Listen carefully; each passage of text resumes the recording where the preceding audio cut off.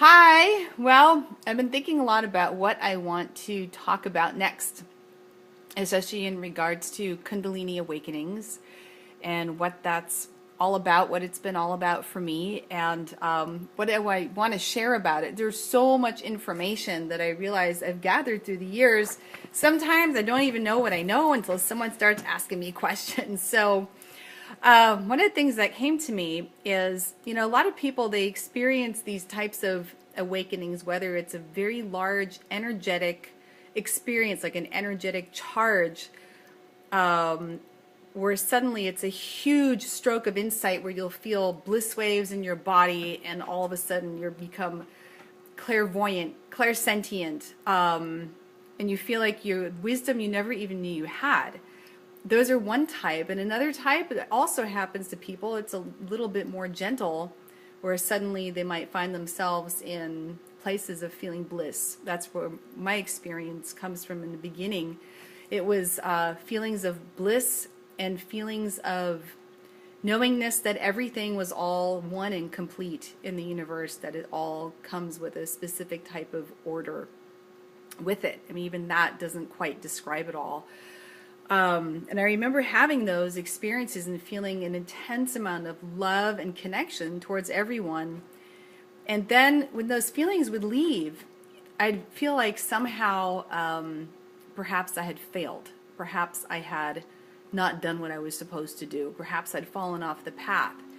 And that's where it can get really tricky for people sometimes. They have these enormous connections of feeling connected to God, being in the divine flow with so many magical synchronicities. And this is what it was like for me the very first times this happened. And then all of a sudden, whoosh, all gone. And you feel so alone, and it feels so dark, and you feel like you did something wrong. But because I've been through this experience, one thing that I can say for sure is that even in those times of darkness, always know it's going to come back. The light is always going to come back. You didn't do anything wrong.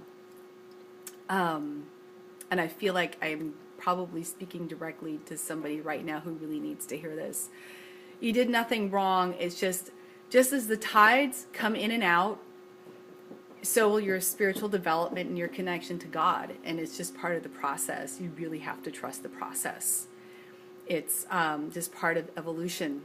And sometimes the best ways to deal with that are you find your biggest block, your biggest emotional, psychological block, and you just aim for that head on. You do everything you can to find out what that's about for you, whatever tools you want to use, whatever you feel called to do, and move through those. And then that, working through that, your reward will be that the feeling of bliss and connectedness will come back. And that's what it's been for me on my journey. I find whenever there are low times, all I have to do is face that. It's like face that inner demon, and the next time it comes back, it is so phenomenal. You trust your path. You know you've done it right, and it feels so good.